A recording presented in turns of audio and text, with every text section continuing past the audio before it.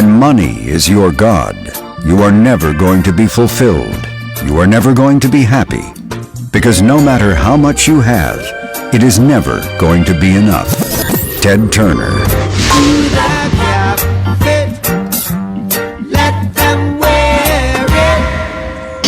Hello world. Hello world. This is www.i955fm.com, Trinidad. This Sunday on episode 6 of Eye on Dependency. The old people have a saying, friends does carry you, but they do bring you back. Meet Akinee. He explains what it's like being arrested and spending time on remand. We were exposed to conditions that we were unfamiliar with, having to defecate in a hole in the ground. And as a child growing up, we hear certain things about what remand is like, and actually having to be there to see the slop tails and that kind of stuff was a real awakening. Fortunately, the goodly magistrate tempered justice with mercy. And now, Akinee has a degree in criminology. Get your boy child and join us this Sunday from 6:15 p.m. for Eye on Dependency, where every life is a biography, exclusively on I95.5 FM and live on the Eye on Dependency Facebook page. Maybe your son or daughter can learn from this story. Tell someone. This is Eye on Dependency with Garth and Natasha, Sundays at 6:15 p.m. on the most influential name in radio, I95.5 FM.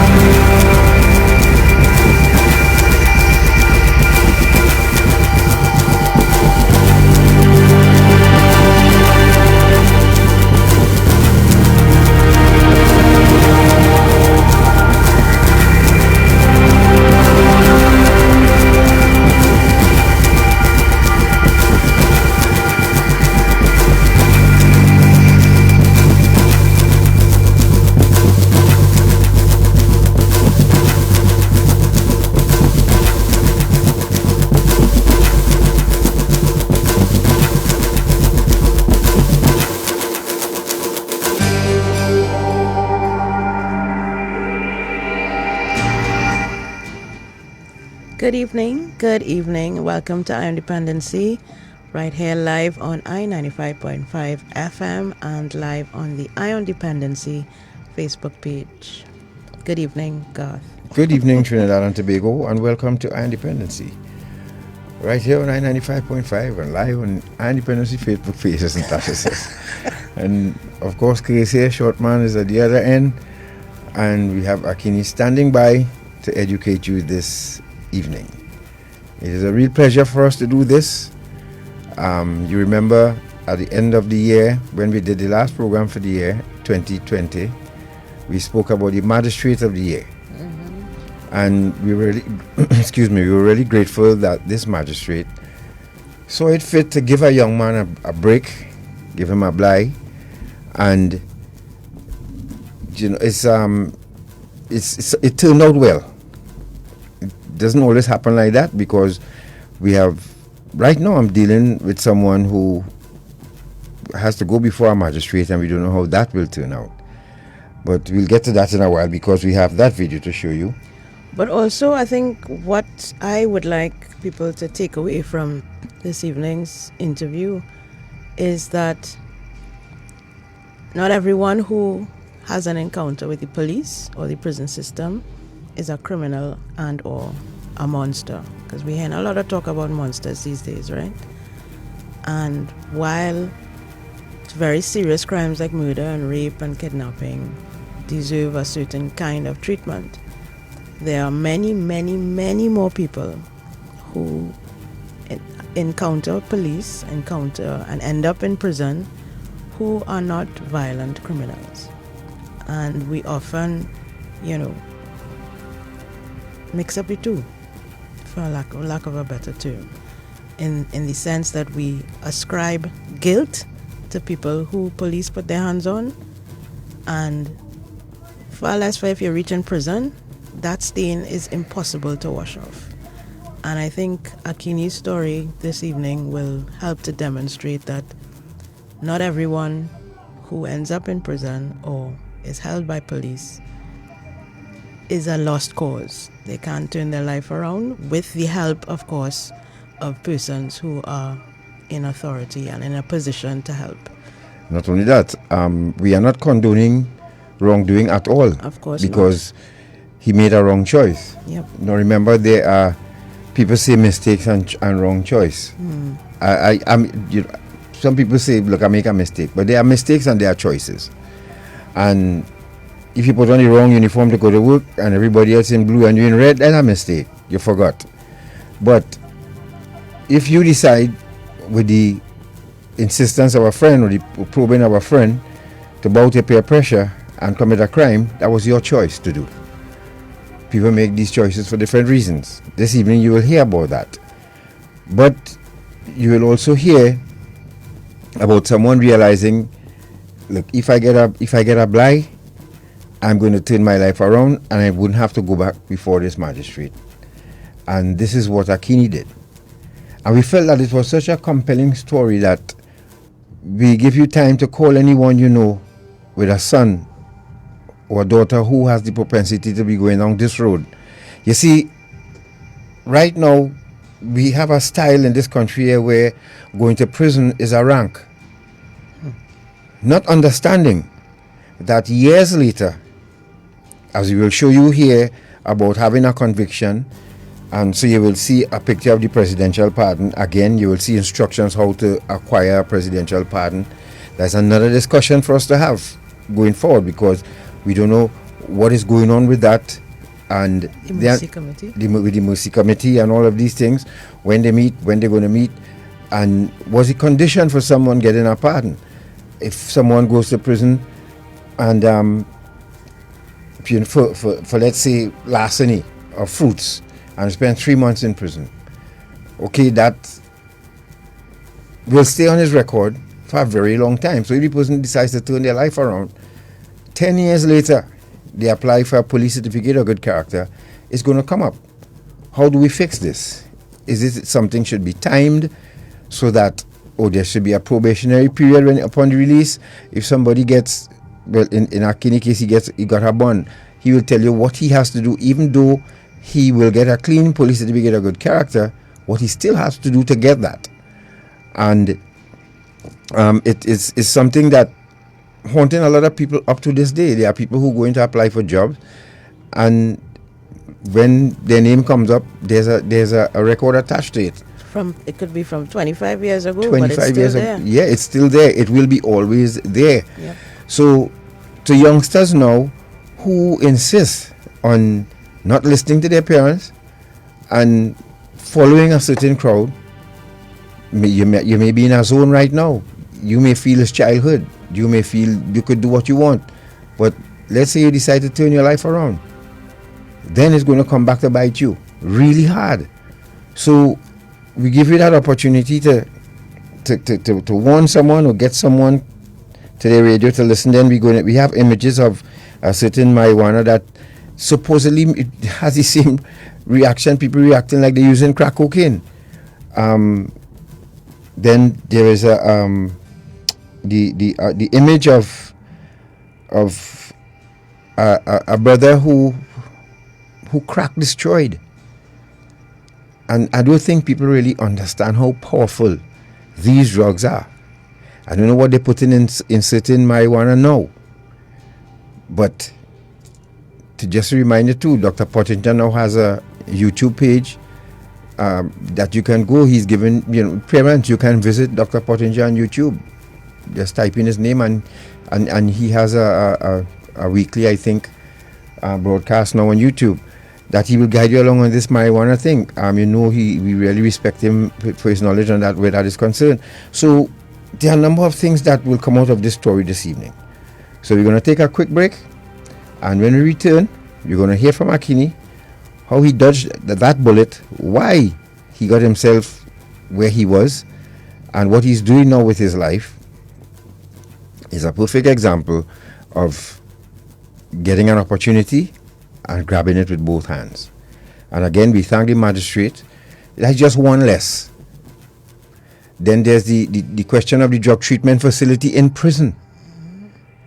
Again, which was shut down under the last administration and never reopened.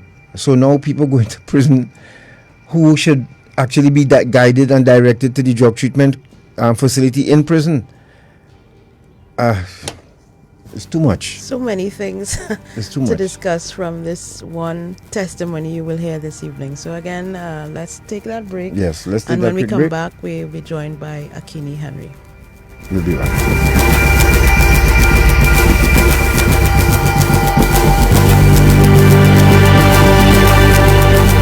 This is reality radio at its best. Eye on Dependency on I-95.5 FM. Eye on Dependency with Garth and Natasha. Reality radio, at its best. Where every life is a biography. Sundays at 6:15 p.m. and exclusively on I-95.5 FM. And broadcast live on the Eye on Dependency Facebook page.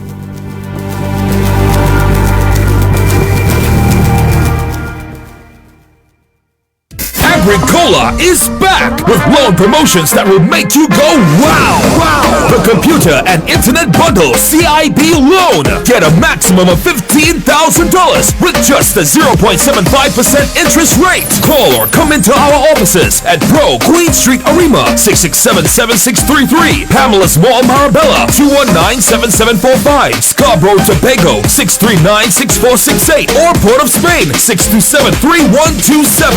Agricola Credit Union, your very own, working for you. Give me my phone.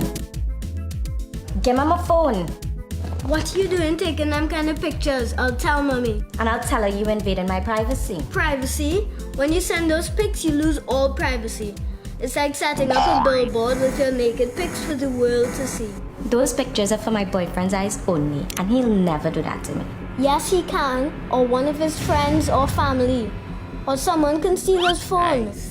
Sending naked pics can open you up to embarrassment for you, your family, and friends.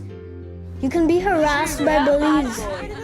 Your pics can be uploaded to websites and seen by everybody, even the wrong people, sex offenders.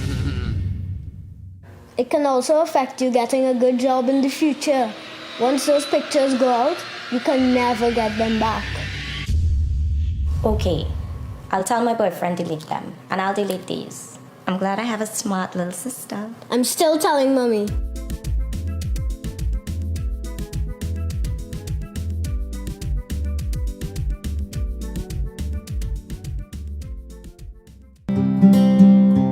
Child labor is when I cannot go to school, play with friends, go to the beach, go to the movies, ride my bike, rollerblade, or do other fun activities because I am forced to work. Report child labor to the Labor Inspectorate Unit at 299-0300 option 3, or to Childline at 800-4321.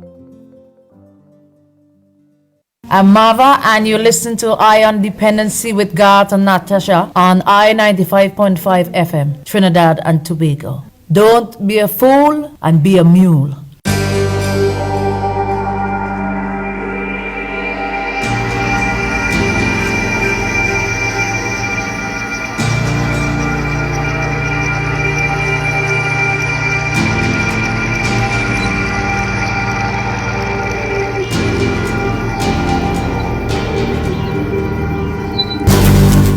Right, so thank you very much. Akinee, I think you have to turn on your volume or something. We're getting a little feedback. Yeah. So, mic check 1, 2. Can you hear us? Yeah, I'm hearing you. Okay, great. Okay, great. Is that better now? Yes. Yes, and we're hearing you clearly as well. Right, so we have Akinee, who has agreed to join us via Facebook this evening and face the cameras, face you, the people of Trinidad and Tobago, and tell his story. Tell us about,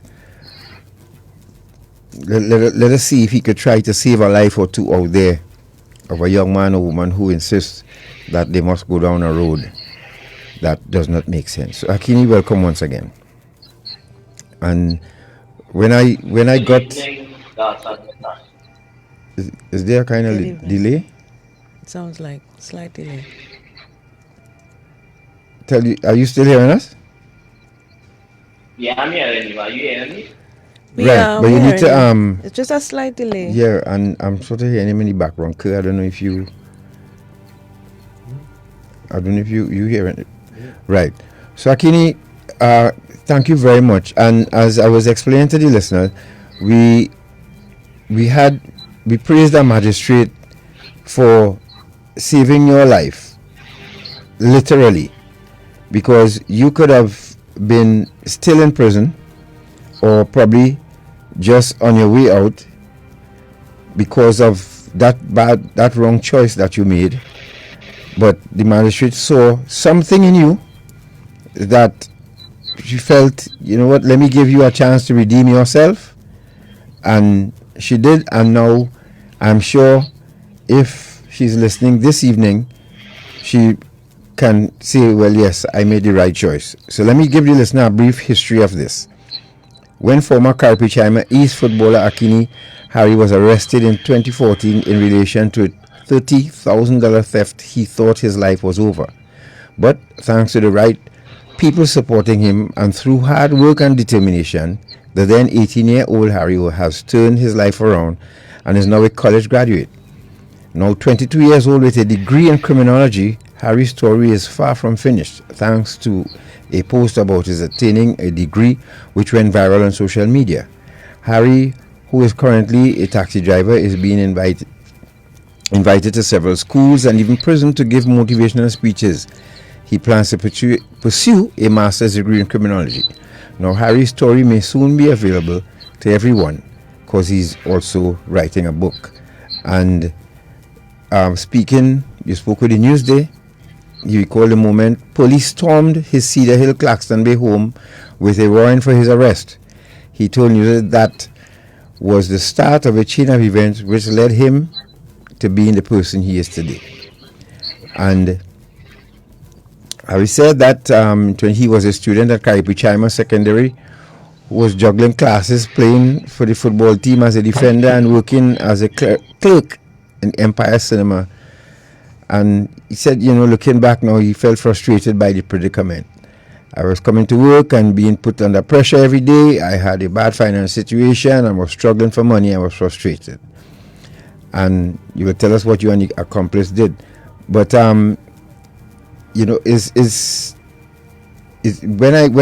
I saw the part that the magistrate,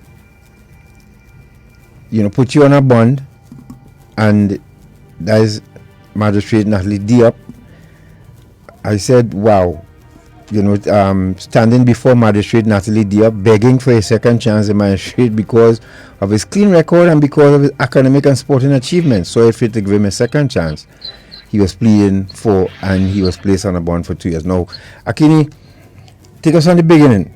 Where you grew up, the family, what it was like for you? What school did you attend? Well, of course, we heard Carpi Chima, but what was it like growing up for you? In Claxton Bay. In Claxton Bay.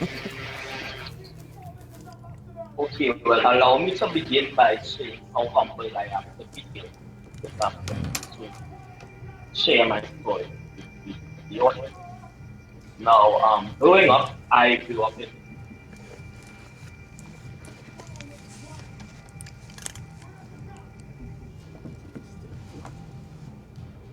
You have a little stick there, short man. I don't know what happened. He's frozen in time there. Yes. some financial struggle. My father was very hardworking. He worked 2 jobs to support his family. And my mom was what we call a housewife. And I attended presentation college in San Fernando before I moved on to the Chinese secondary. Now, my problems really started at the age of 12 when I entered the secondary school. Now, many people would argue that the onset of delinquency or youth violence really starts in home. But for me, that was different. My struggles really started at school at the formula level when I would have met certain friends who came from similar financial positions like me, and by the time I was in Form 3 to 15, Akinee, hold a second. Hold on a second. Akinee? Yeah, I'm here. Yeah, your pit bull is giving you a little competition in the back there. Did somebody take the dog and put him outside or somewhere else? It's really loud. Sorry about that. No problem. Yeah, I know probably he want to be interviewed as well, but tell him this is your time here this evening, so give you a little break.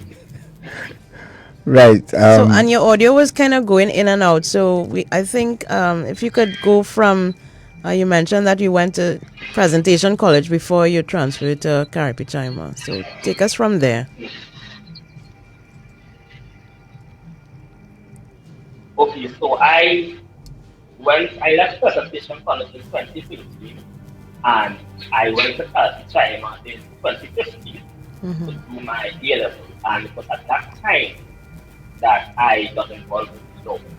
In July of 2014 was when the initial incident would have occurred. I was working at Empire Cinema in San Fernando at the time. And two friends and myself decided to not come up with because of our position at the time. And that was the moment when things really went downhill. Before you go on to that, Akinee, you I think I heard you talk about your family life, and I want you to we want you to really expand on that, because you didn't come from a broken home. You came from a decent, upstanding family. So tell us about that first before we get to that incident. Yeah, well, I came from a traditional two-parent home, mother, father, two brothers and my sister. But my problems was not really at home, because my parents could have provided for my siblings and I. Although it would not have been ideal, we were surviving,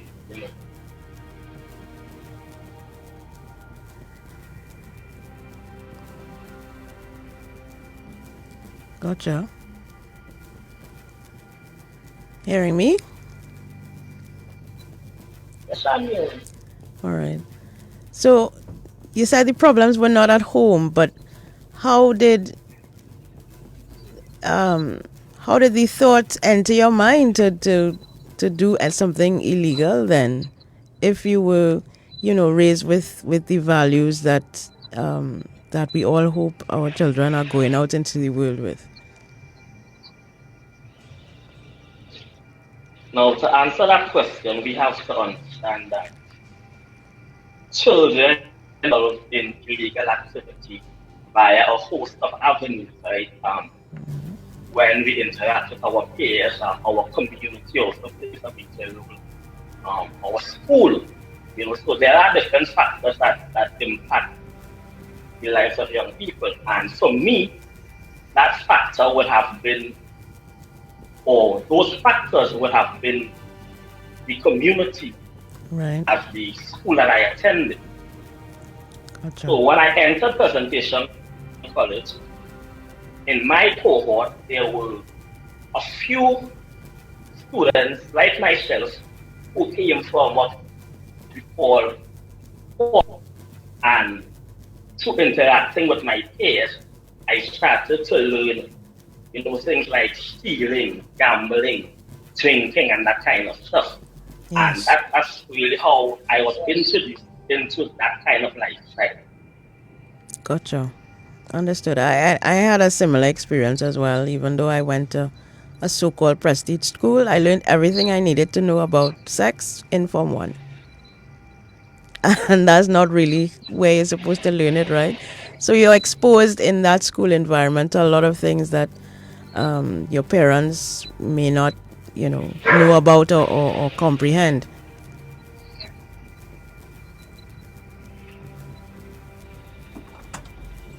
Correct.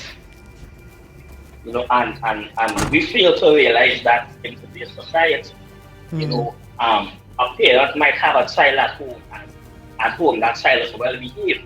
However, when he ventures out into the school environment, it's a completely different thing. And some parents are in denial when it comes to that. So Akinee, before you were you exposed were you exposed to drugs as well in the school, or was it around you? It was around me, but it's something that I never participated in due to my involvement in sports. Due to your involvement, what? Sorry? Sport. Or in sport? Yeah. Right. So, but there were drugs around you, and this is something too that we tend to keep reminding parents about, that in the school environment there are drugs in the school environment. People don't want to hear it, but it's the truth. And a lot of other things too, in the mix. Because the school is a community in and of itself.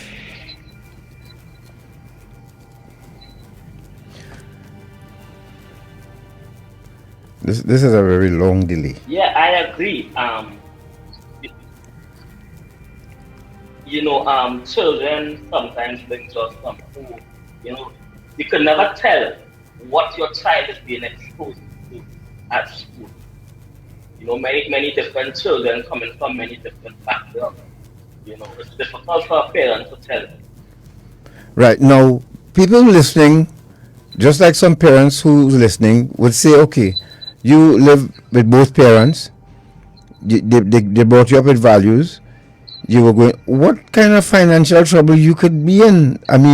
Or difficulty you could have been in. You didn't have a chick nor a child, and yet you found yourself, or is it that you were trying to live above your means? Or trying to impress, really? Okay, now, something along that line now, as a child, I attended a prestige school, a quote-unquote prestige school. So I would have been in an environment, I'm seeing people, children like me, my age, coming to school with shirts and brand name shoes and, these kind of stuff. And, it hints at relative poverty, Children compare themselves to their peers, and that was part of my problem. I had enough to survive, but being in an environment where children my age, affording certain brand name cool shoes and this kind of stuff, it really opened my eyes to wanting more, And as we say in Trinidad, maybe I was a bit lost, You was a bit what? Maybe I was a bit enough. My maybe was too long. Enough. Yes, I too long. Yes. Yeah, but I learned something new here today. So that's what. Looking back, I can say that now, So right. Oh, so and that is a very, very, very valid point you made there. That going to school and you seeing children, you in a washikong when everybody else in a brand name sneakers. Yeah, and you have close to a Me Too when others have iPhones. iPhone, yes, I know. And that played a little bit on your mind. Correct. There you go, parents. I hope you're listening to that. So you decided, okay, so then you got this job. What made you decide to go get this job at the cinema? And how often did you work? Well, I got the job in the August vacation. Right. When I left presentations at China. And the reason for me getting the job was that I wanted to help my parents as I, took on further my education. So when I started school, I would have worked on weekends. And sometimes I would work on weekdays. I would stay home from school and I'd work weekdays, etc. Based on my school timetable. Okay. If you're just joining us, you're listening to Dependency, and we are speaking with Akinee Harry, who is taking us on a little journey here of how he managed to get himself involved. And he made some very good points early on about attending a school that some parents allow children to have these expensive gadgets and clothes and so on, and he wasn't able to, and influenced by that. So he decided. And also the exposure to other children who come from different environments. So the activities, the drugs and the gambling and, that kind of activity that he was not exposed to at home, but left home, went to school, and bam, there it is. Yeah. So you want to be like the Joneses, as we used to say. Mm-hmm. Right. So when did it all come to a head? How did the planning and preparation for this heist? How did you all plan for this?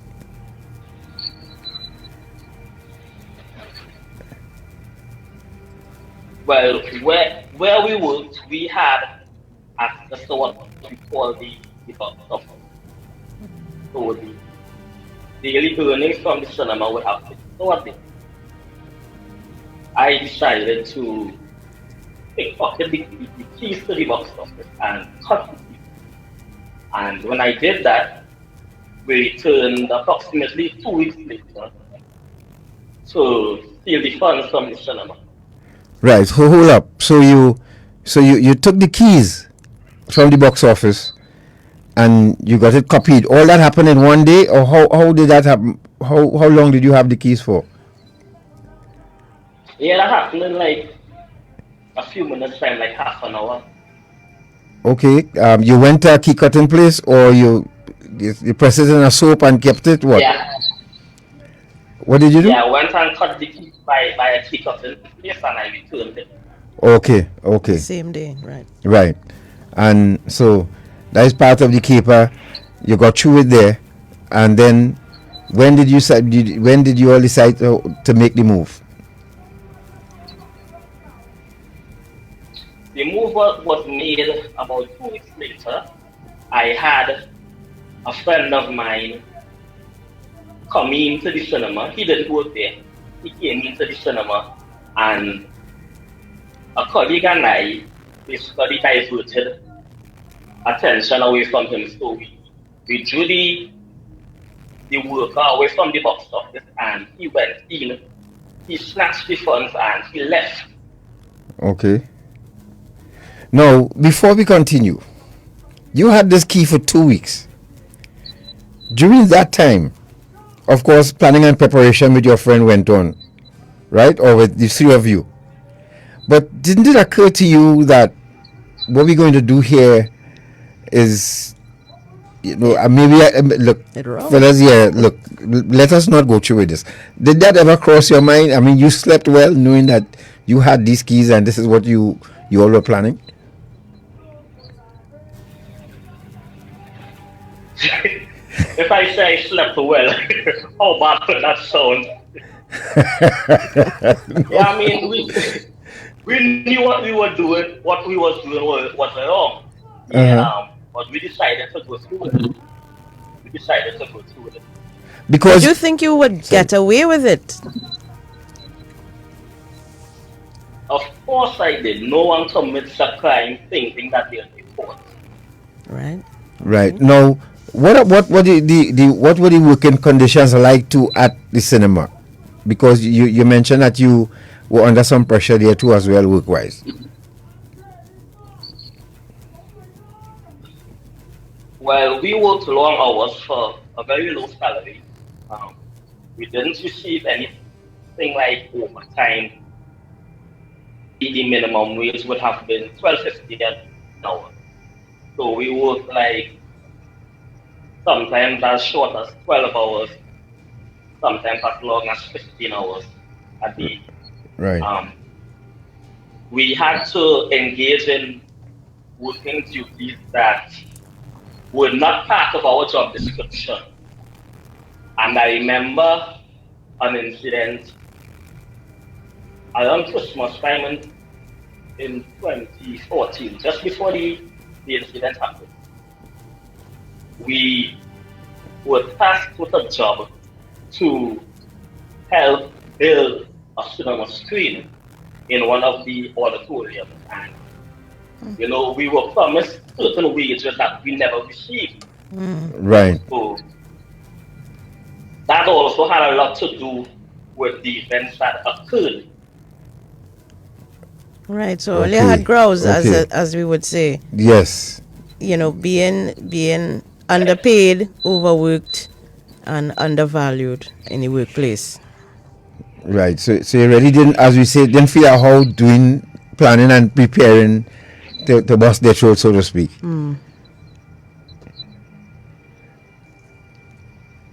Yeah, we knew what we were doing was wrong. Right. But, based on these different factors coming together. If you're just joining us, ladies and gentlemen, you're listening to Dependency, and we are broadcasting here live on 95.5 FM and live on the Dependency Facebook page. We are speaking with Akinee Harry, who is Harry. Harry, yes. I don't know why I said Henry. And Harry, he's taking us through why he and his friends decided to steal from his employer the sum of $30,000. We're going to take a break, and when we return, we're going to get to the actual heist and when the police came knocking. Stay right there. As I said, any young man or family who needs to be hearing this, please get in touch with them. We'll be back.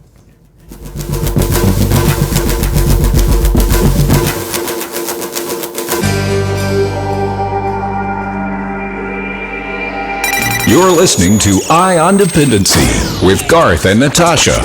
Reality radio at its best. Eye on Dependency with Garth and Natasha. Reality radio at its best. Where every life is a biography. Sundays at 6:15 p.m. and exclusively on I-95.5 FM. And broadcast live on the Eye on Dependency Facebook page.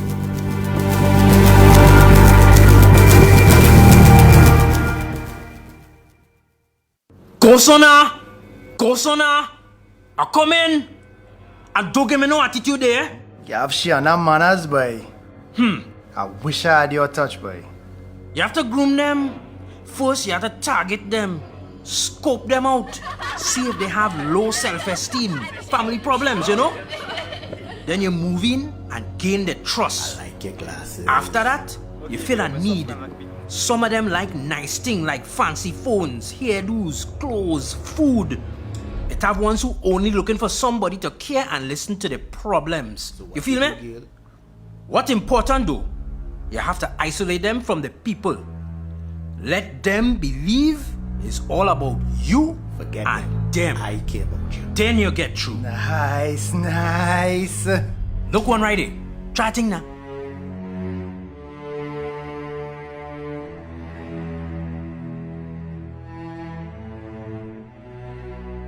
A message from the counter-trafficking unit of the Ministry of National Security.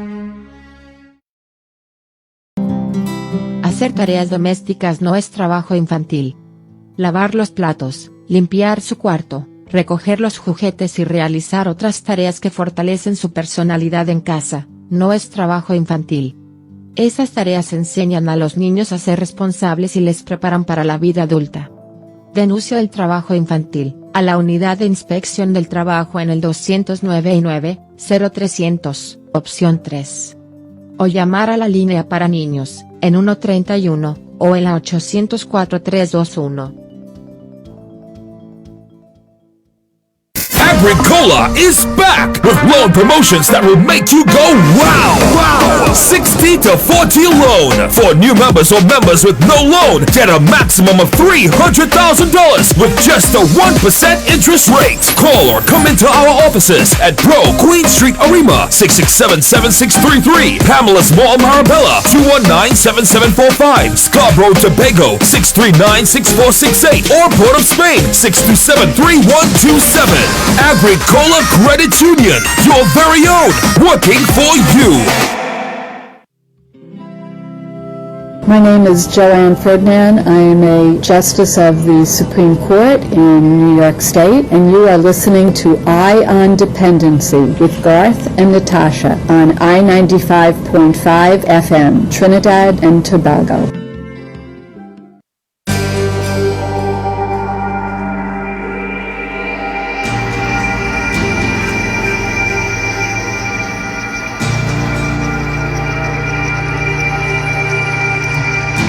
Alright folks, thank you for staying with us and keep commenting on Facebook. Akinee, you have some support, but we're getting some good advice too as well. Akinee, are you there?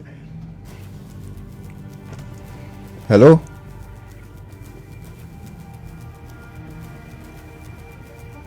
Akinee? Oh boy. Do you have him on the line? In the meantime, while you try to get him back, let me share some of the comments that you're making on Facebook. Wendy Ann says, values inculcated at home consciously and unconsciously also help to shape an individual and determine future decisions and behavior, whether they come from poor or well-to-do. Bev says, one of the tragedies in life or searching for structure is the lack of mental strength. And Badao says, true life. And Valerie is tuned in, says very informative as usual. So we are going to try to get Akinee back on the line and hope that the audio is clear and that you can hear everything that he has to say, because we really think that his contribution this evening is going to be valuable, not just for the adults but the young people we have tuned in. And good evening to the St. James Police Youth Club, tuned in as always. Nice to have you inside. And any other police youth clubs or Opun, I don't know if you're tuned in, but thank you all for being with us this evening. We're still trying to get Akinee back on the phone because we know we had some audio issues with him on Facebook, and I think it's a matter of the internet connection. Oh, Anthony says he loves this show. Thank you very much, sir. We love you too for loving this show and what we are trying to do. Bringing real stories. It is reality radio at its best, and we try to bring the reality directly to you. Wow, we're having some real issues even connecting on the phone with Akinee, unfortunately. So, we apologize for these. I mean, and last week was so perfect with 3 people on the on a video call, but these things happen. But if you're just joining us, you're listening to Eye on Dependency, and we're trying to have a chat, or we just had a brief chat with Akinee Harry, a young man who got himself into trouble, planned and executed a theft, not a robbery, a theft at an institution where he worked, and he ended up before a magistrate, as you will, and spent a couple nights behind bars. And when we do finally get him back, he will tell you about that experience and how that really was a complete culture shock for him. And when he went back in front of the magistrate, she was kind enough to give him a second chance and not send him to prison, as some young men prefer to do for some reason. I don't know why, but he was given the opportunity to to be on a bond to keep the peace. And he took that opportunity and ran with it. And that is the overcoming and the redemption that we want to highlight as well. So as we wait for a clear connection with Akinee and trying to get another number for him. Yes, so we're getting another number for him. Apparently that with his location was giving him some problem. But what is your takeaway from this so far? The fact that one, he admitted that going to that school where he saw children having gadgets more expensive than his and not being able to afford that, and then the combination of the pressures on the job to get what they talk, the overwork and underpaid and all of that. So he and his friends responded by planning a heist. So what they did, he took a key for the box office where the money was kept, and they cut the key, and they had a third accomplice. So the accomplice, he and the friend working there distracted the box office person who's in charge of the box office, and then the friend moved in and took the money. Now the thing is, this was just a couple years ago, and they would have had cameras, but they didn't study that either. So that's why I asked if he thought he would get caught, because I mean, you have to consider every eventuality. Yes. When you're committing a crime, I would think. I don't know. Right. So we have Akinee, are you there now? Yeah, I'm here. Oh, Okay, thank you, Jesus. much better. All right. And it's much better. So speak loud into the phone, and remember where we left off, right? Just give me a reminder, please. Yes. So you were talking about the I don't want to say heist. I think heist is a bit too big of a word for this theft that occurred, and you mentioned the fact that you slept very well throughout. Yes. So I was asking you, didn't it occur to you that if we go through with this, we could get into trouble? That didn't occur to you at all, right? No. No, it did not. As I said, no one commits a crime thinking that they would get caught. Right. So how did, on the day of the activity now, what was the plan? What were the plans? Take us through that, for those listeners who just joining us. Well, there were three of us, myself and two other friends. Two of us work at the cinema. So the third friend, his job was basically to enter, go into the room, grab the funds, and come back out. Right. My co-worker and I, our task was really to, cause diversion, so to take the attention away from the box office where the funds were stored. Right. You mind telling us what you told the box office person to distract them? I honestly can't remember, but we learned them out quite easily. Right. Yeah, so when they came out of the room, then the accomplice went into the room, grabbed the funds, and he left. Right. And you all went back to work as normal? Back to work as normal. Did the box office person raise an alarm? Because of, obviously, eventually he or she would discover that something happened. Yeah. Yeah, within less than 5 minutes, she realized, and she called the manager, and well, the cinema was located just below, down the hill from the police station. Right. So the police came in like 5 minutes time. That's on the cinema on Peniton Street, right? Yeah, Peniton Street. Right. And you all just pretended you didn't know, you just kept on working as normal. Did they ask you all anything? Yeah, they asked the question extensively. Did she suspect that, well, it could have been both of you who set her up because you all got out of the box office? No, she did not. initially she did not. Mm-hmm. So what was the plan then to retrieve the funds from the third accomplice? Well, the plan was that we would meet up the following day to split the funds. Mm-hmm. So said, so done. Right. And what day was that? The following day. No, I mean, what day of the week? Was a Friday, Saturday? What day was it? I can't recall the exact date. But you had to go back to work the next day after you all met and split up the funds? Oh, I remember it was a Saturday. Right. Saturday. And we went back to work the Sunday. And all that time nobody suspected anything?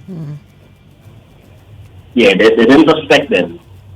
Right. It was only a few days after when, they were running through footage and whatnot. And they suspected something was up. And the police pulled the tapes and they conducted their external investigations. And the following Friday was when my colleague and I was arrested. Now, take us through those events now. Where were you? Where were your friends when you all were arrested?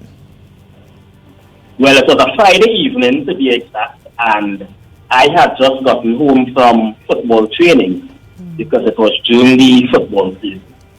So I got home, I took a shower, and I was just about to begin some schoolwork.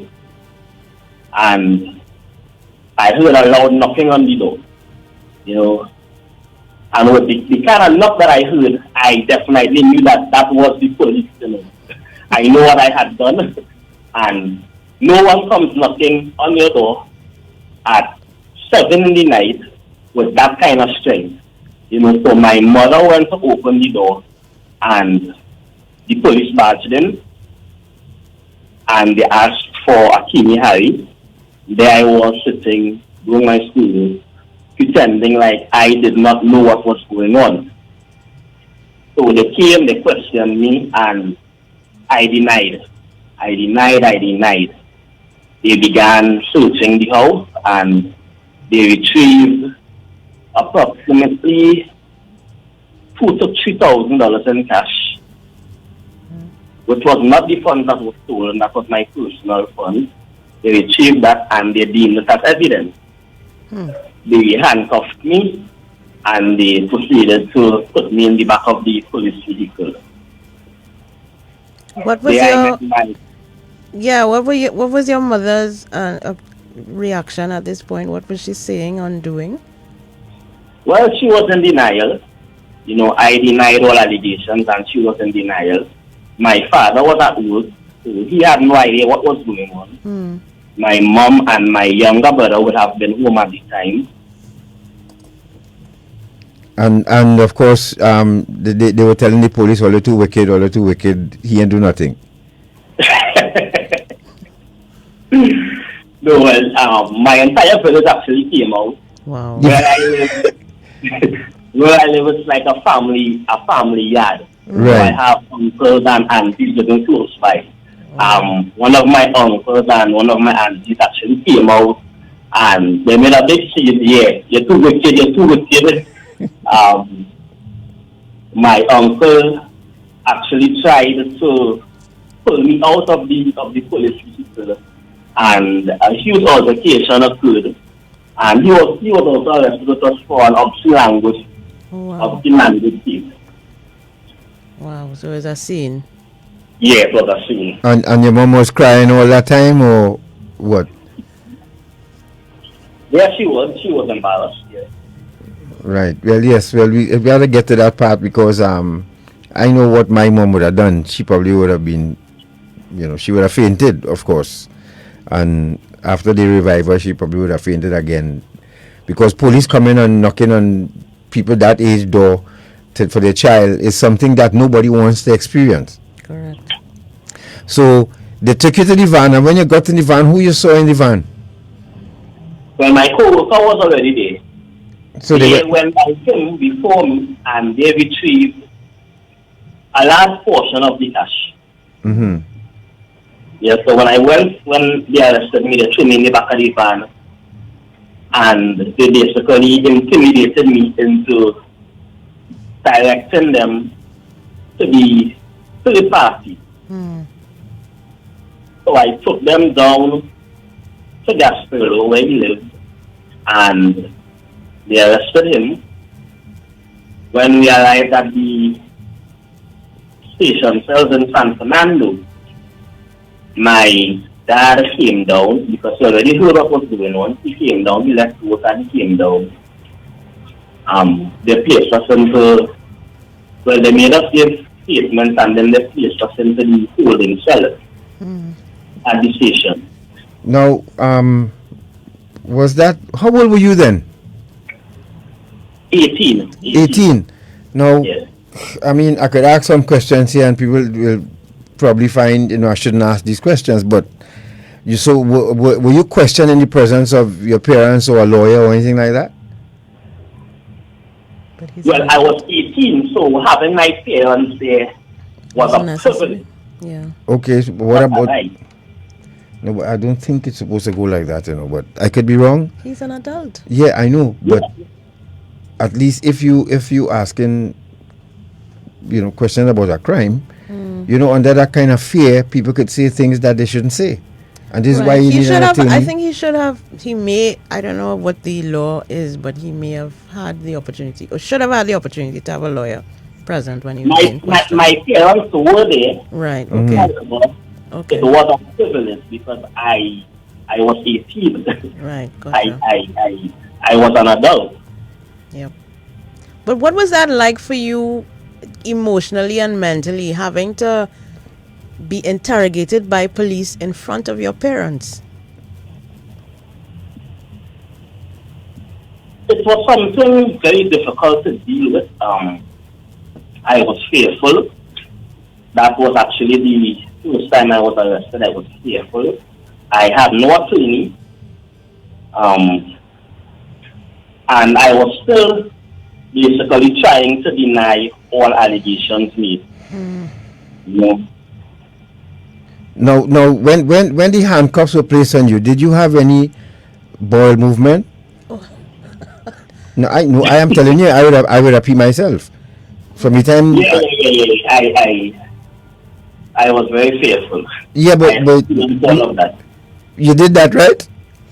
Yeah. Of course you must. I mean, come on. I am telling you.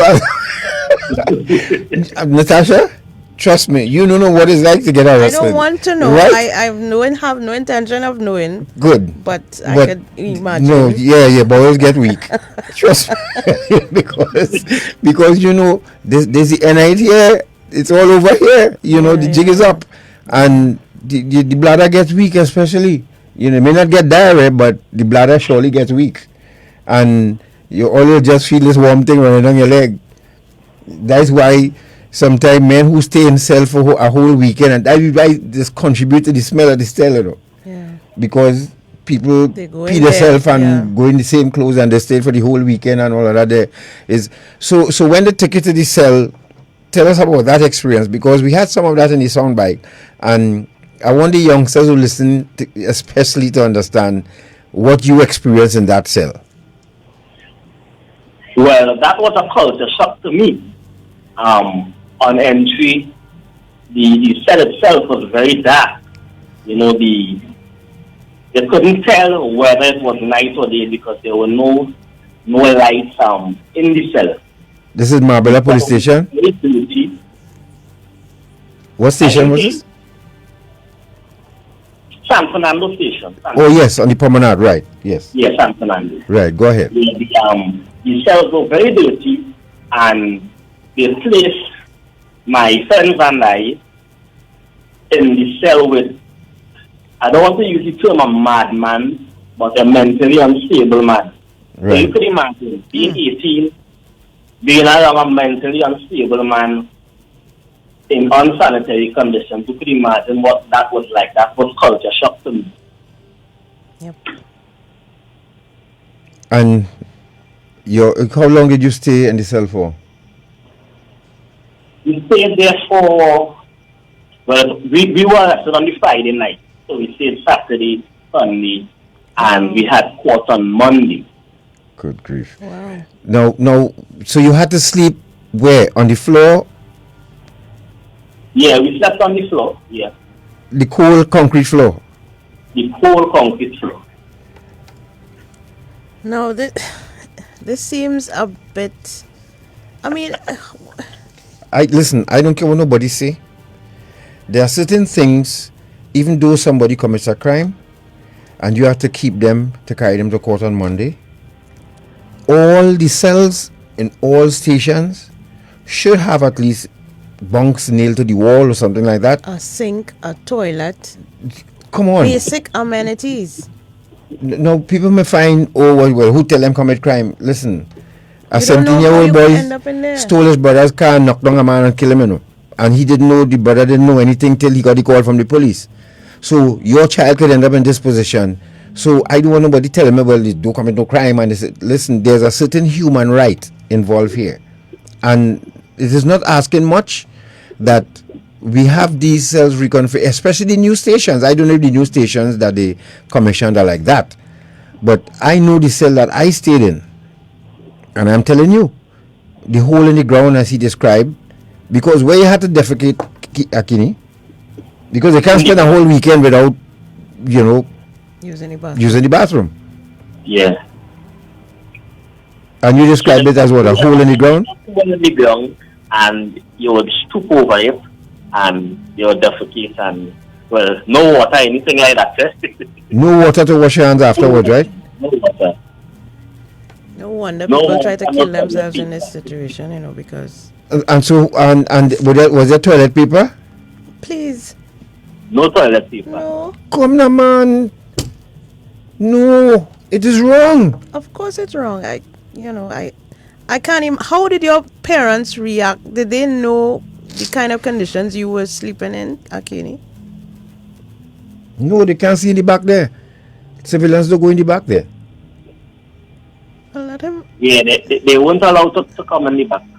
No, civilians don't, I mean... And you weren't able to interact with them after you were put in there? No. Jesus. We basically communicated to the police officers. Wow.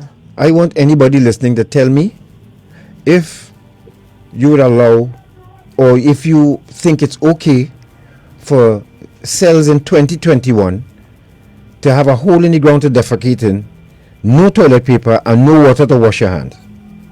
Tell me. I hope you youngsters listening to this, Go ahead, Akinee. So you had to did you I don't want to know. What was your... you said it was a culture shock, yes, but what were you and your friends discussing, if anything? What was going through your minds? What did you think would happen to you? Well, we were basically regretting our actions. We were also wondering, because at 18, being ignorant to the law, yes, we were basically wondering what would be the result of this, where would our lives go from here? And that was on my mind the entire weekend. That was all I could think about. I hope someone in authority will be listening to this and understand that you're innocent until proven guilty, one. Correct. And it is unsanitary, it is unsafe, It is inhumane. it is inhumane. And if there are any cells in any station, any part of Trinidad and Tobago that exists like that today, that needs to fix right away. Because you cannot have people defecating in a hole in the ground with no water and no toilet paper and all of these things. That's just wrong. That is just wrong. You could just murder somebody or you could just steal a fowl. It is just wrong. And I know some officers see that as part of your punishment. And well, you look for that. Nobody until they go and thief the people money. That is not their call. But exactly, that the police do not determine innocence or guilt, that's not their job. And to as I said, excuse me, I hope these new stations are configured better. I don't want to find out but I'm just hoping that they thought of that, because it is a human right violation, regardless of what. Because some officers do even think, well, hey, I could end up in them same cell too, And officers did. There are some officers who did actually got arrested by their colleagues and had to occupy those same cells. So, were you allowed to get food or clothes to go to court or anything? We eating in that. Yeah, our parents were allowed to drop a change of clothing for us, and we received food as well. Right, and you had to eat food in that same condition, not that being able to wash not being your able to hands. wash your hands. Yeah. It had cockroaches in there, of course. God. Akinee? Repeat? It had cockroaches there too? No, I didn't see him. Thank God. Oh, thank God. Because when I was in there, when I was there, cockroaches were climbing on top the hole. Oh my God. Trust me. So you went to court the Monday? Yeah, so we went to court the following Monday. Mm-hmm. And, well, by that time, our parents would have pulled together some funds to hire an attorney. Mm-hmm. So at the hearing, we were called upon to plead, and based upon the recommendation from our attorney, we pleaded guilty. Right. So the third party, he would have been 17 at the time. So the magistrate decided to conduct two separate trials. Right. My son, I do 18. We had a joint trial, and then the third party, he had a separate trial. So at our trial, we pleaded guilty. We were sent to remand for chasing and sentencing.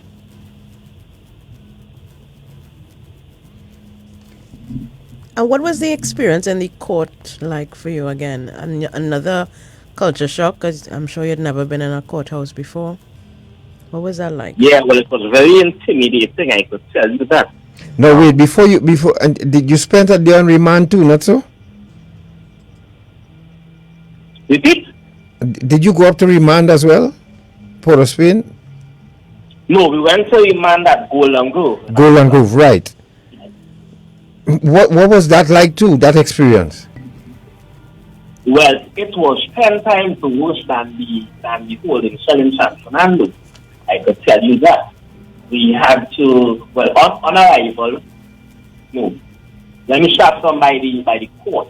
So we were placed into the amalgamated prisoner transport trucks, and we were placed in small cells, just about 1 foot or 2 foot by 1 foot, with a small stool that we could sit on. We were placed in there, and on arrival, 30 man, we, had to follow the usual protocol, take off all your clothes, coat and cough and that kind of stuff. Mm-hmm. And that was something new to me. You had to strip naked in front of everybody, right? Yeah, that was, wow.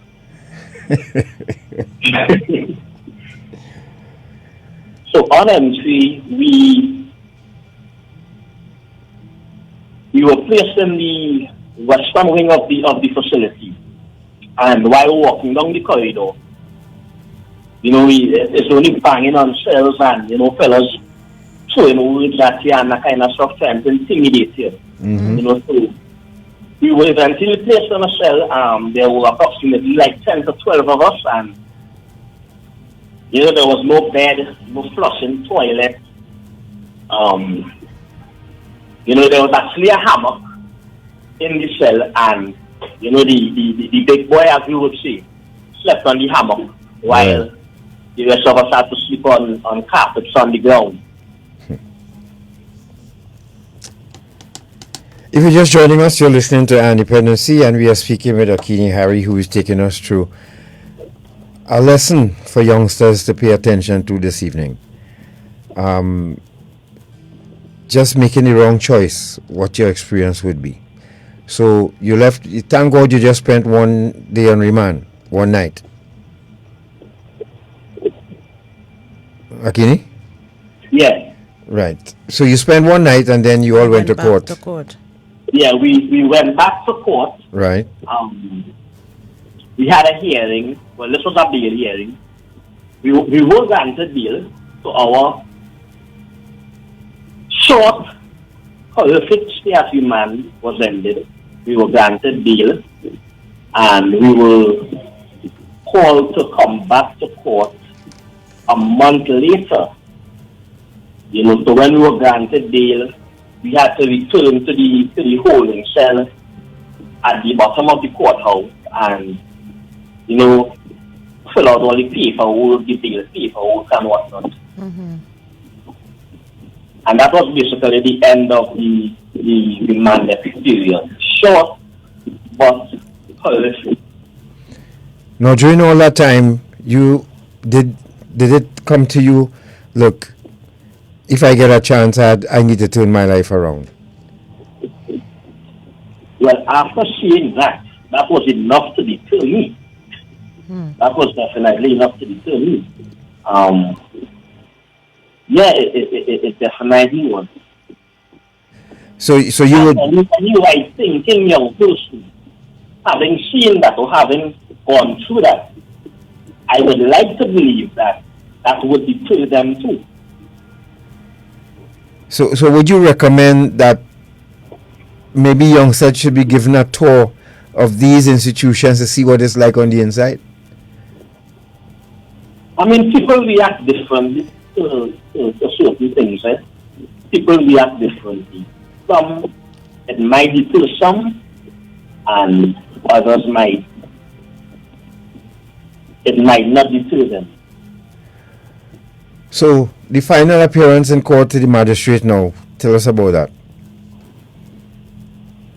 Well, we had a few hearings. On the final hearing, after the magistrate would have received testimonials from my past schools and done background checks with my community members, etc., we were placed on a 2-year bond.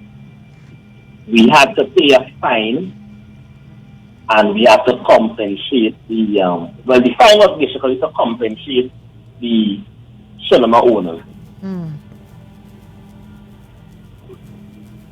Okay. And what were the conditions of the bond? We were to stay away from the cinema, so we couldn't go near the cinema. We had to basically maintain the peace for 2 years, so no law violations. We couldn't get ourselves involved again with the system. We had a probation officer who would have checked up on us occasionally. Mm-hmm. And that was basically it. Now, did you thank the magistrate at all before you left the court, or did you get a chance to? I did not get a chance to, no. What about but weren't you weren't allowed to go near to the cinema, so it's not to say, well, did you feel like apologizing to them too as well? Or you felt, nah, them could rock so? I did, but based on the conditions of the bond, right, I could not. Did you ever run into any of them after that? Like especially the young lady who worked at the box office? No, I did not.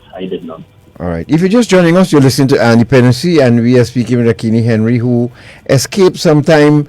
How many years do you think you would have gotten if the magistrate went in a different direction? I'm not quite sure, but I believe 3 to 5 years. Wow. Right.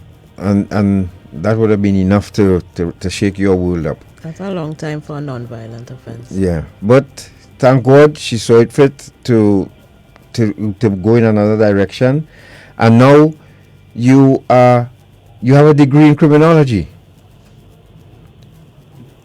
Yes, I do. So what did you do during that 2 years while you were on bond? What was your plan for your life? Well, to be honest, I contemplated dropping out of school because I was completely demotivated. My teachers at school, some of them would have given up on me based on the whole situation. Wow. Community members started shunning me and watching me in a different light. That period was a very unstable one for me mentally. I was also still going to school at the time, and don't forget that. Yes. So I decided to finish my final year at school, and upon completing that final year, I would have gone on to enroll in the criminology program at UTT. Right. And what was that like, having to go to school and face the young men that you would have, played football with? Did you that was the end of your football career, I assume? No, I played one more season with the football team. Okay, that's good. I played one more season with the football team. But did they accept you, and how did some of your colleagues or even teachers treat with you? My football team treated me just the same. However, the teachers at the school treated me differently. Some didn't want to deal with you and didn't want to teach you and all of that. Yeah. Yeah, that's the sad part about this. Wow. But you overcame that, and you decided to pursue your studies, and here we have it now. You graduated with a degree in criminology. Why criminology? Why might criminology? I ask? Is that as a result of this experience, or? Definitely as a result of the experience. So my passion growing up, was always to become a professional football player. That was my passion. That was my dream. Right. And I was well on the way of achieving that, because I was in line to obtain athletic scholarship to go to the US. However, the whole altercation kind of threw that plan off. Yep. Of course. I never really had a desire to pursue academics. However, based on my experience and what I went through, I decided to study criminology and criminal justice so that I could help other young people who experience life in a similar manner to me. Yeah. Yep. And what about your family relationships now? Your parents and your siblings. What was life like after this experience? Well, my family supported me 100% through the entire thing. They didn't look at me differently. They did not treat me differently. They supported me. Ladies and gentlemen, if you're just joining us, we are speaking with Akinee, and he's just telling us about, we have something, he spoke about the slop pail. I want to show you, all heard about slop pail, right? So we have some images of that, the slop pail, what it looks like. I want to show you this drug, the Kush. And of course, we have drug trafficking images and the picture of the brother I told you about. And a young man was arrested. That video was circulating some time ago. We want to show you all that quickly before we take some calls for Akinee. And I want to make a point by showing you that. Not to embarrass the young man, you're not seeing his face. But I kept saying something here, that I'm seeing young men committing crimes recently, for over the past 2 years. And I'm wondering if it's the same thing when I was and my friends were using cocaine. We never robbed anybody. But you put something down, I would go with it. Beg, borrow, or steal. Now, people have access to guns and cutlasses that they bought in people's place. And you would believe, there's a video of a young man snatching a phone in the night time. Snatching a phone from a young lady. What do you think he's going to do with that phone? He's going to carry that phone by a pusher and get 2 or 3 rocks for it. If he get 2 or 3 rocks, he might get 1.5. And there are a number of people being introduced to crack cocaine in different ways. This young man who snatched that handbag in Woodbrook, he got from his friends, they put crack in the marijuana for him to smoke. And he became highly addicted. That now he's going around snatching people's stuff just to get a hit. I told you all that. I knew it. And this is why I asked, maybe the police could set up a unit to start doing toxicology tests, so that you understand that these young men are driven by a chemical and they're not really criminals. But they swallowed this drug, and I keep saying it over and over. You swallow certain drugs, it's like you swallow somebody else, and that somebody else telling you what to do. You have no control over it. So you see a hapless old lady standing by the side of the road, and that voice inside you telling you, snatch the handbag. And you will snatch the handbag. I'm not making this up, people. This is how it really is. So, Akinee, hold the line, right? Short man, put up the I want to show youngsters what the slop pail looks like and what slopping looks like. You see, there's it, and you see some men slopping. That is those who go in the cell last, the most junior in the cell. This is like the military, the most junior come in, they have to take up the pail in the morning and carry it out. Now the one on the top right hand corner, that's the pigtail bucket. That is our slop pail. It has a cover though. That is in the cell with everybody. I can't even begin to contemplate having to raise the cover and sit on it or squat over it with everybody else in the cell. No. And that cell that Akinee talk about with the 10-12 men, yeah, if you want to use, you have to do that in front of everybody. Youngsters, I hope you all understanding this. Look, this is what this slop pail looks like. And you have to take up that with your hands and carry that outside in the morning and empty it and wash it out and everything and carry it back upstairs. Ah, Lord Jesus. This I hope this serves as a deterrent to some of you. Let's go to the next image quick. This, you see this here? This drug you see here on your screen here now. One of these packs here is about $40.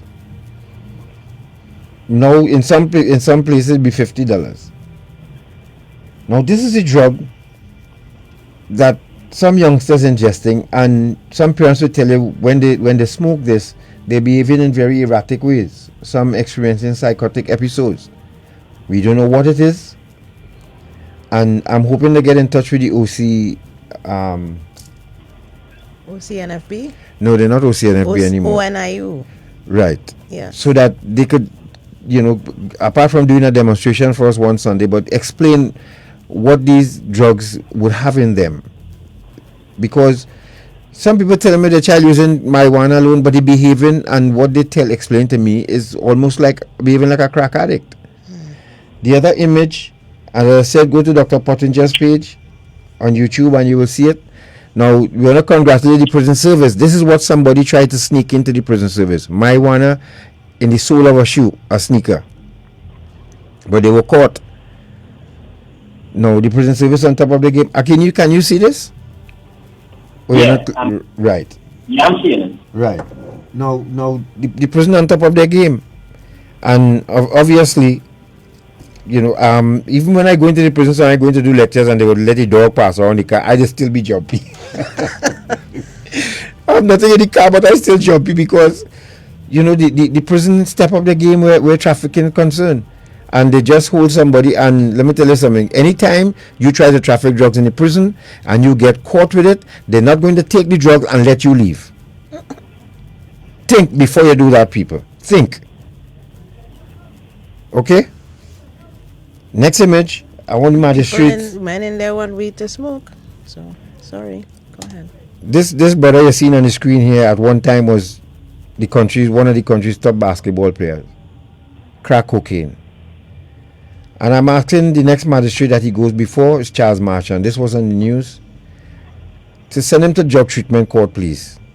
If possible. Let's try that and see. because there's the one who stole the toothpaste.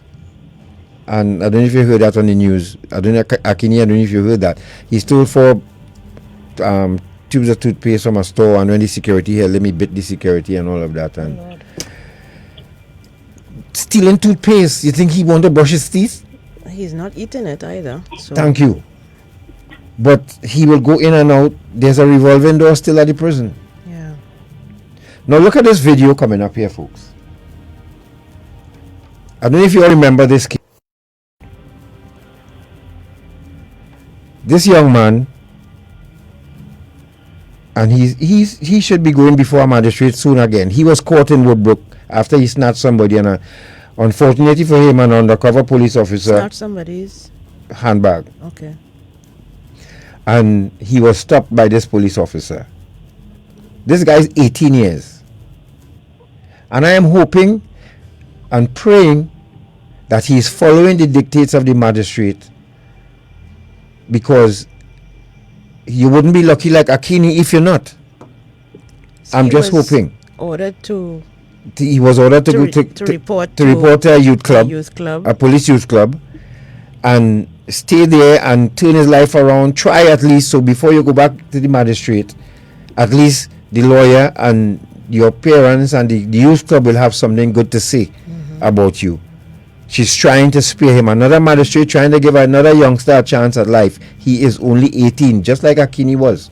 Akinee, what would you say to this young man if What you would had you say an to this young opportunity to speak to him? Well, I would encourage him to turn his life around, because prison is no better for roses, and going in there, the recidivism in Trinidad and Tobago is so high that when you go in there, you more often than not tend to come out worse than you went in.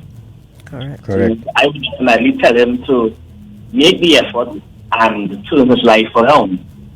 And I'm asking the magistrate and the parents probably if they could ask the magistrate to send him to drug treatment court. This may help. This may wake him up. I'm hoping to God that we don't lose another youngster, another 18-year-old, because look at him on the ground, taking off his own belt for somebody to tie him up with, all because of crack cocaine. So he needs help. So whoever the magistrate is, I'm pleading on his behalf. At least we don't have the drug treatment facility in prison right now. So I'm begging and pleading. The best option is drug treatment court. Let's hope he would follow it. If not, then he will have to go to prison. And big people prison is not YTC. And oh gosh, and I am hoping one day that the prison service and all concerned will work towards reopening that drug rehab facility at our nation's prison. It's really important. We really need it. We could save so many lives with that. The next picture, short man, I want the youngsters again to see. Akinee, I don't know if you've seen it. We spoke about this last evening. This is me in my career when I had just started. And the picture on the right is me in my Golden Grove kit. You don't want a picture like this in your gallery. You don't want a picture like this on your in your collection, children. You don't want it, because this spells trouble for your future. Once you pose for a picture like this in the prison system and you get a number, that's it. Unless, of course, you get a presidential pardon. So that's me. That's me as a youngster. Milk still in my mother's face. And the thin line between the military and the prison. You see that line? And I always say to servicemen, to crossing that line, you cannot come back. It's a very thin line. Look at it and look at it well. Maybe you all would learn something from it. I don't want to put on that blue clothes again. And I'm sure Akinee don't want to experience that again either. What was going through your mind when this picture was being taken, girl? Again, my mother, my family, my comrades, my colleagues, look where I reach. I'm now in front, and Akinee will tell you, when you reach up in that prison and they tell you, take out your clothes, throw it in the corner here, squat and cough, and you doing that in front like 10, 15 people, And this is when I posed for this photo. Is then when I really woke up and I said, "What the jail is this?" I seen this on TV all the time. Look here, me now. Look, I posing for a mugshot. This called a mugshot. You don't want a mugshot, youngsters. You don't want a mugshot in your life. Akinee, you have one, right?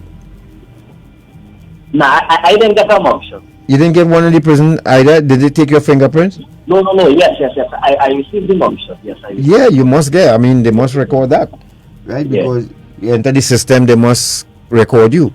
But I asked the prison for this picture so that I could use it during lectures, especially for servicemen, to see what that thin line is. When you cross that line, what can happen?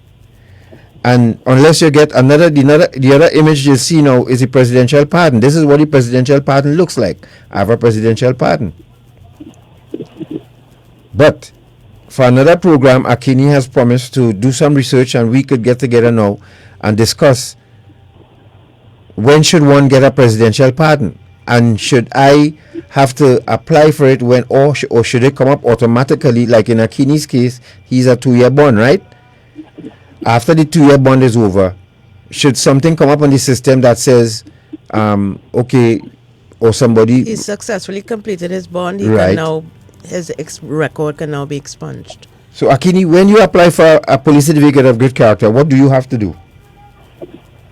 Well, I have to submit a court extract, and the court extract basically gives in detail what your case was about, when it was, and what was the result of that case.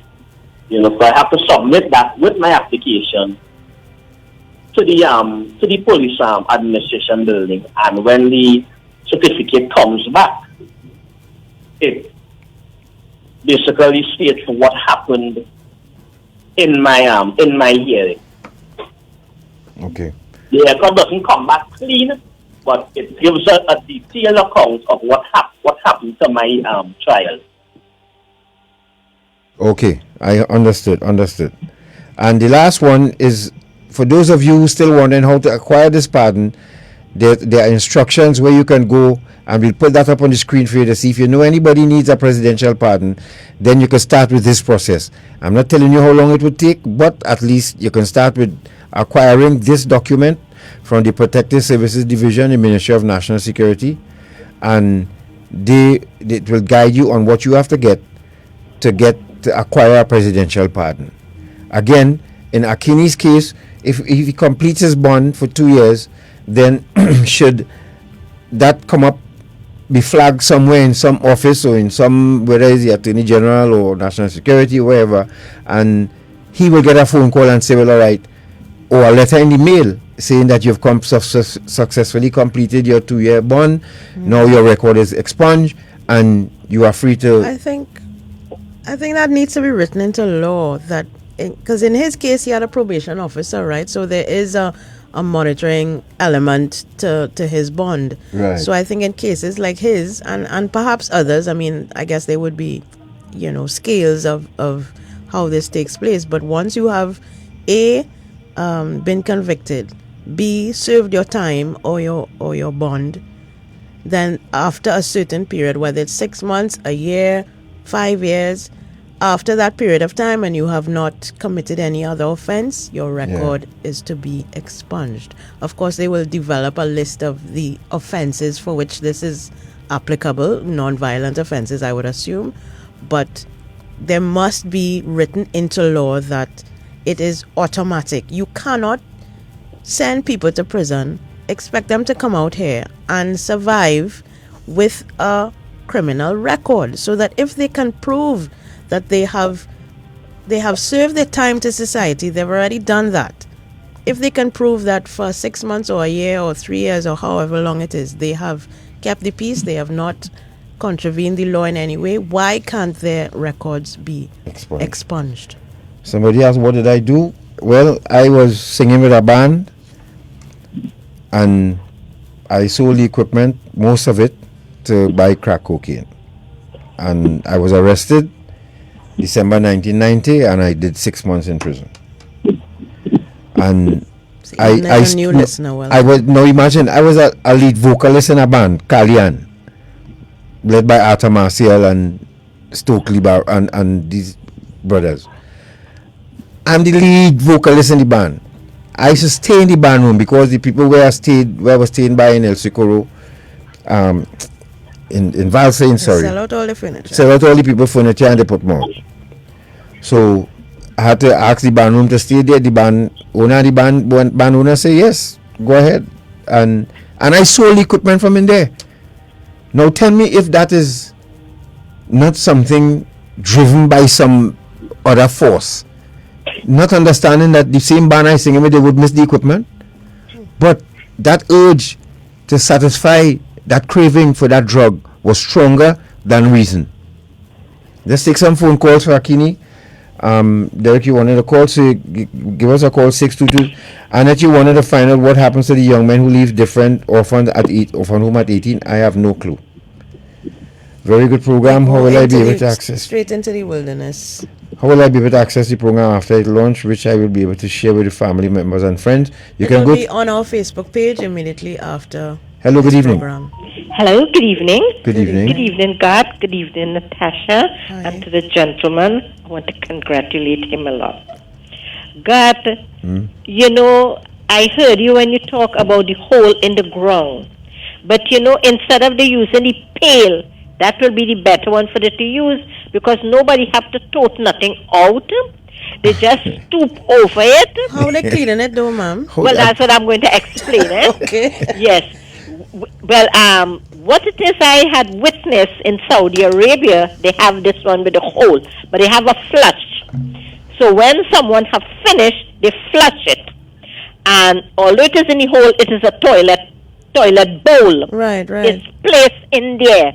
So when it is, you know, one person go in and they use it, they flush it, and that person who finished use it supposed to wash it with the scrub and the bleach and sanitize it. So it will be much easier instead of using this pail where you have to put your buttocks on top this. Somebody else come, they might splatter it up, and you have to sit on it.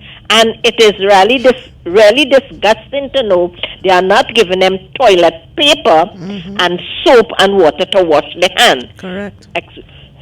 Excuse me.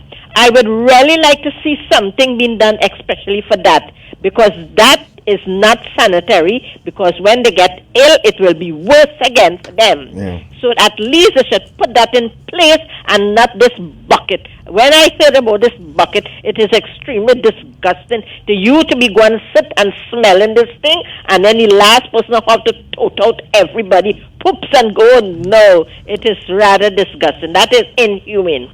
Thank you very much, and you all have a wonderful program as usual. Okay, you're Thank welcome. you, Look what this lady, someone is saying. The justice system on the whole is in a mess. In 1996, I went to court for use of obscene language. The case was dismissed, and I still have to use a court extract to get a police certificate of good character. That's madness. That shouldn't be.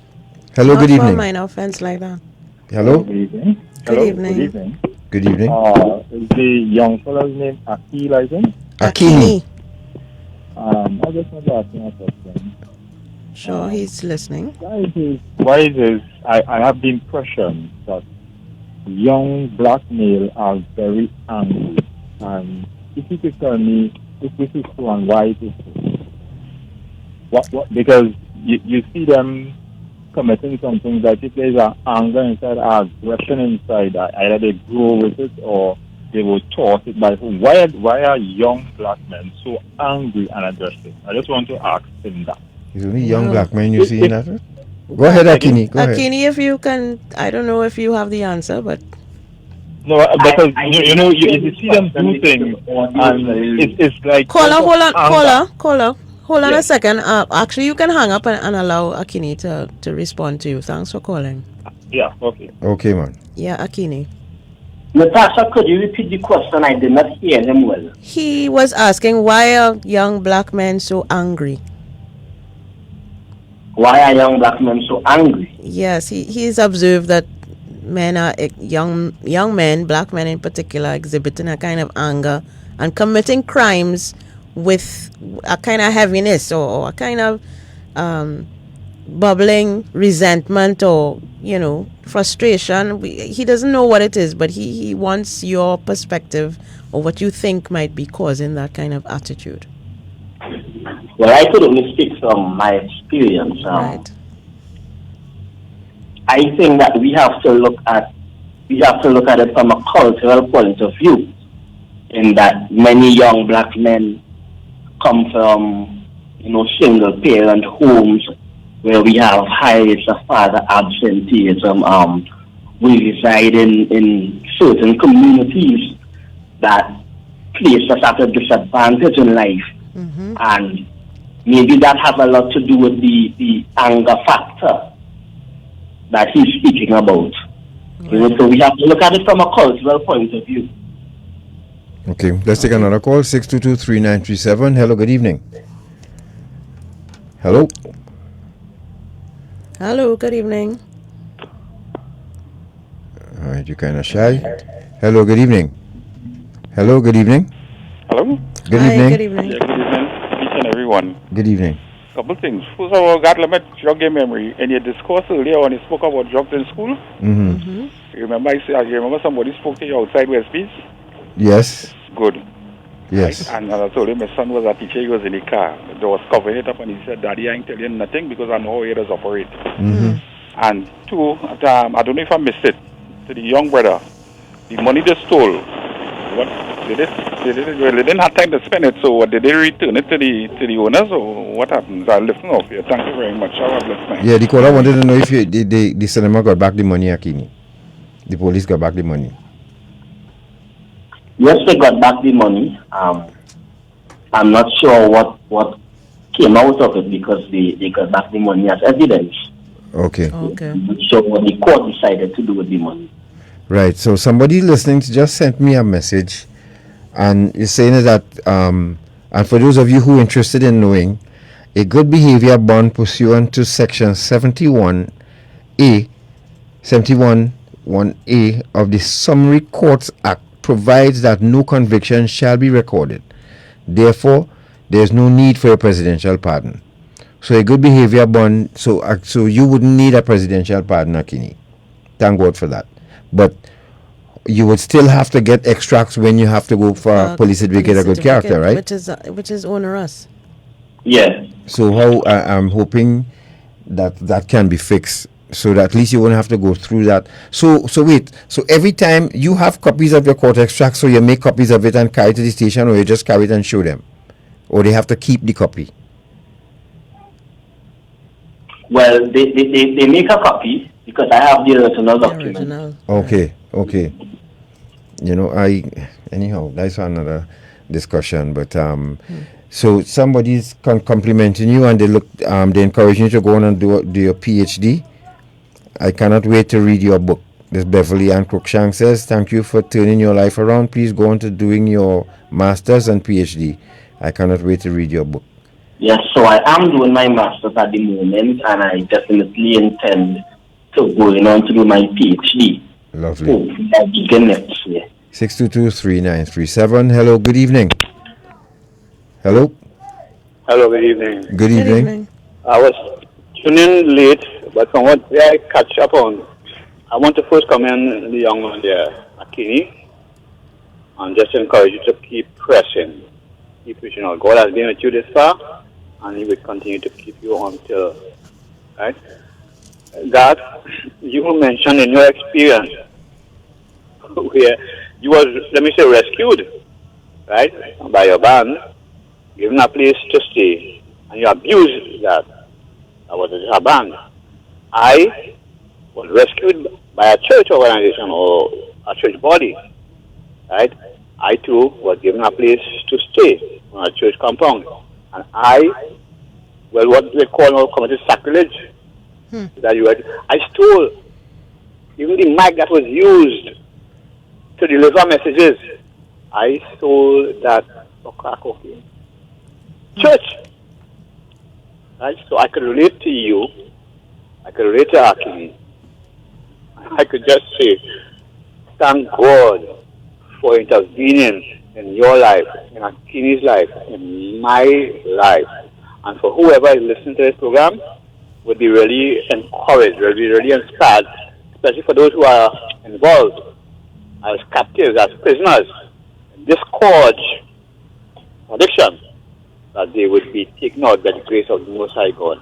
That's you and Natasha, and for all involved, please continue the good work. Thank you very much. People's lives.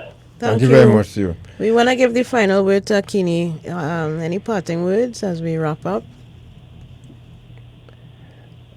Well, I would leave by saying that we're encouraging any young man out there who's involved in criminal activity. I would advise you to stop and look at better ways of making a living, because, I mean, committing crime could only carry you two places, in jail or dead. So I would advise any young person to take the opportunity now, before it's too late, to turn their life around, because not many people get a second chance at life like me. So you may be the other one or the unlucky one. Yes, so I would start with those words. Can you think Derek Shabadi wanted to get Derek? If we find Derek. Hello. Hi. Good afternoon. Good evening. Hello. Good evening. Yes, is this Iron Dependency? Yes, it is. Yes. Okay. I'd like to congratulate you on a wonderful job that you're doing and for highlighting Akinee's story. Mm-hmm. It was our pleasure. It's all in an effort to help the younger ones. Yes, so I just like to say, Garth and Natasha, that this is Wendell Wallace, and Akinee would know who the individual is. But keep on with your great job, and keep on encouraging these youngsters to come forward and share their stories. Thank you, Wendell. Thank you very much for calling. Thanks for calling. Okay.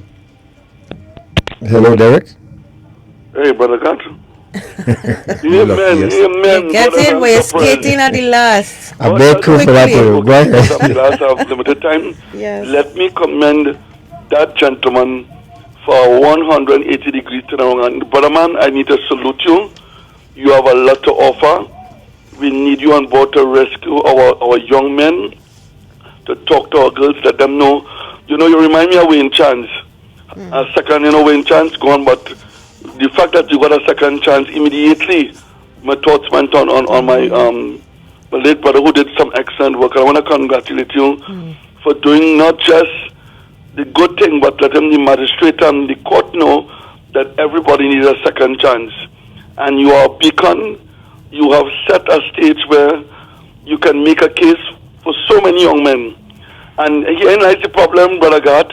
He comes from a nuclear home. He's under negative peer pressure because there's something called positive peer pressure, of course. Yes. And there was no communication, or the parents did not even realize that there was a disconnect between the parents and himself, that he was under all that pressure with the bling and all that. So that we call on parents once again to sit with their children, chat with them, talk with them, let them know that you will provide later down the road. I may not have the bling now for you, but I will provide your basic needs. I will invest in your education. We call on parents to sit and make a greater relationship with the boy children. And by extension, using the young man not just to talk, but also to walk, the areas where he's needed the most. And Iron Dependency has stepped up to the plate once again and has addressed it. Nobody, I didn't hear the businessman and emergency meeting saying that we have women leaving work 11 o'clock, and because of the killing, we're going to provide transport from next week for them. I didn't hear no press conference that private companies are coming on board to ensure that, you follow what I'm saying? Yeah. We seem to be very tardy in terms, and that's why criminal element can flick a coin and say, okay, who's the next target? They go Martin, St. James, South, because too much of our women are target and they're the mercy at all these different elements. So my brother, I know you have to be brave to come and share this testimony, and you can only seeing a light down the tunnel. So I would really love to get you not to talk to St. James Youth Club, but all police youth clubs, and by extension, children who need to hear that voice of, to really give them the impetus to know that all isn't lost. But I see you show some pale, but you look young and nice, even though you make a little jail, but I think Natasha saw that mugshot and she fall in love with you. Goodbye. I'm telling you, okay. No, not the mugshot, the other one. Thank you, Derek. I own Dependency, and to your guests. Yes. Excellent, and I really trust that this tape is copied and it's sent to so many organizations. Thank you, Derek. It will be. We'll And we'll make hook it you up with available Akinee. on Facebook, again on our Facebook page. I think Shortman just put a link in the Yes, chat. folks. So, but it will be available on our Facebook page and hopefully soon YouTube. Yes, replying to Beverly and Akinee, please feel free to keep in contact. Yes. God bless you all, you folks who joined us on Facebook, you loyal followers and And the new listeners ones on the too. radio, and the new folks who came on. Thank you very much. Spread the word. We're here every Sunday evening from 6:15 p.m. and we'll continue to bring those stories, those biographies, and those real life situations so that it can move you, inspire you, and encourage you to do better and to let your young ones do better. We have a lot of work to do, people. We have a lot of work. Anglicano up next. Thank you very much. God bless you all. Shortman. Good night. Annette Maguire and the crew. And Akinee, you still there? Hey, Akinee, sorry. Akinee, you still there? Yeah, I'm here. Right. So thank you too, brother, Thank you for again. spending the time with us. Say hello to the family for us. And you keep climbing to the top. Will do, bro. It's a pleasure. Take care, right? We'll keep in touch. All right, cool. Okay. Bye-bye. Good night. Good night.